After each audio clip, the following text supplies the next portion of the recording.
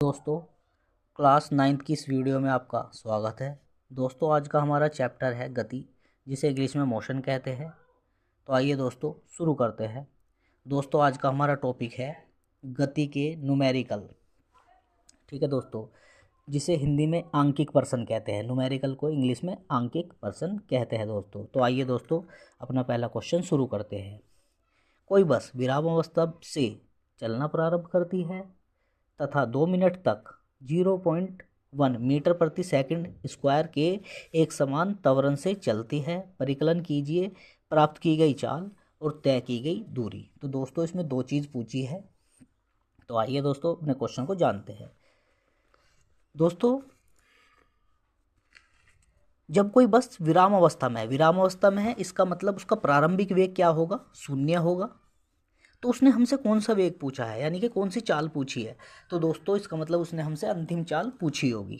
ठीक है दोस्तों, जो कि उसने पूछ रखी है। दूसरी चीज़ कि उसने यहाँ से मान लिया कोई बिंदु ए है और बी बिंदु तक जाना है, तो यहाँ से यहाँ तक की बीच की दूरी पूछ रखी है दोस्तों। तो ठीक है दोस्तों, जो दिया है उसको लिख लेते हैं दोस्तों। प्रारंभिक वेग क्या होगा दोस्तों? उसका शून्य होगा। तो क्वेश्चन को पढ़ते हैं दोबारा से। कोई बस विराम अवस्था में है, इसका मतलब उसका प्रारंभिक वेग शून्य है, से चलना प्रारंभ करती है तथा 2 मिनट। तो दोस्तों ये समय दिया है कितना? 2 मिनट।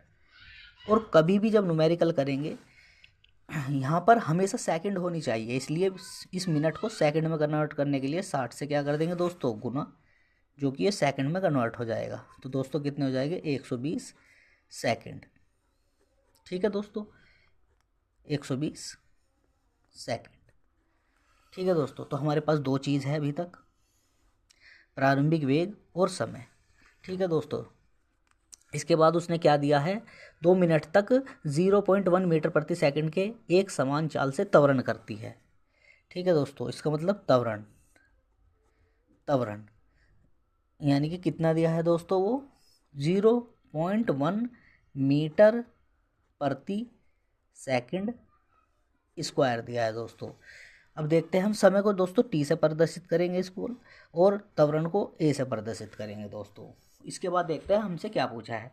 तो दोस्तों इन क्वेश्चनों को करने के लिए हमें गति के समीकरण पता होने चाहिए, जो कि 3 है। न्यूटन की गति के समीकरण 3 है। इस प्रकार है दोस्तों, देख लीजिए।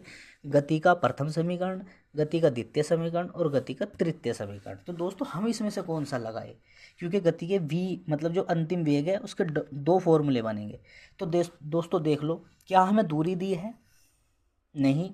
तो यहाँ से दूरी का फॉर्मूला ये तो लगने से रहा दोस्तों। इसका मतलब तो गति के समीकरण फर्स्ट से हो जाएगा। तो दोस्तों इसका पहला पार्ट करते हैं, जो हमें ये वाला चाल निकालनी है दोस्तों। तो उसके लिए फॉर्मूला क्या लगाएंगे? v बराबर u प्लस ए टी। ठीक है दोस्तों, तो u तो हमसे पूछा ही है, सॉरी u तो हमें दिया है, v हमसे पूछा है। तो v तो निकालना ही है दोस्तों। u कितना? प्रारंभिक 0 है, a कितना दोस्तों? 0.1, और t कितना है दोस्तों? 120। ठीक है दोस्तों, 0 कुछ नहीं होता, यानी कि ये पार्ट क्या हो जाएगा दोस्तों? कुछ नहीं। तो बचा क्या हमारे पास? ये पार्ट बचा हुआ है। ठीक है दोस्तों, अब इसका पॉइंट हटाएंगे तो एक 0 लगा देंगे। एक 0 से एक 0 चले जाएगी दोस्तों। बचा क्या? 12 और 1। तो 12 की जब गुना 1 से कर लेंगे तो 12 ही आ जाएगा, क्योंकि ये वेग है। तो इसका मात्रक दोस्तों हमें पता होना चाहिए, क्योंकि अंतिम वेग है तो इसका मात्रक है, यानी कि चाल है तो इसका मात्रक मीटर प्रति सेकंड होगा दोस्तों। तो ये हमारा पहला पार्ट था। ठीक है, इसी प्रकार हम ना दोस्तों दूसरा पार्ट करेंगे, जिसमें दूरी। अब दूरी के दो फॉर्मूले हैं दोस्तों। जैसे कि माफ़ कीजिए, दूरी में ये वाला फॉर्मूला आराम से लग जाएगा दोस्तों। दूरी निकालने के लिए ये वाला फॉर्मूला लग जाएगा। ठीक है दोस्तों, तो आइए लगाते हैं। s बराबर U T plus half A T square. तो दोस्तों दूरी निकालनी है। u हमें 0 दिया है और t हमें 120 दिया है। इसके बाद हाफ a कितना दिया है? 0.1, और t कितना है दोस्तों? 120 का स्क्वायर। ठीक है दोस्तों, तो इसको कैसे करेंगे दोस्तों? 0 के मल्टीप्लाई किसी भी संख्या से करें तो क्या हो जाएगा? शून्य हो जाएगा वो चीज़। इधर क्या बचा फिर दोस्तों? ये तो सब शून्य हो गया। 1/2 1.1। जब दोस्तों इसको कैसे लिख लेंगे, 2 बार लिख लेंगे, क्योंकि 120 का स्क्वायर हो रहा है इसलिए इसको 2 बार लिख लिया गया है दोस्तों। अब इसका क्या करते हैं, पॉइंट हटाकर नीचे 0 लगाते हैं दोस्तों।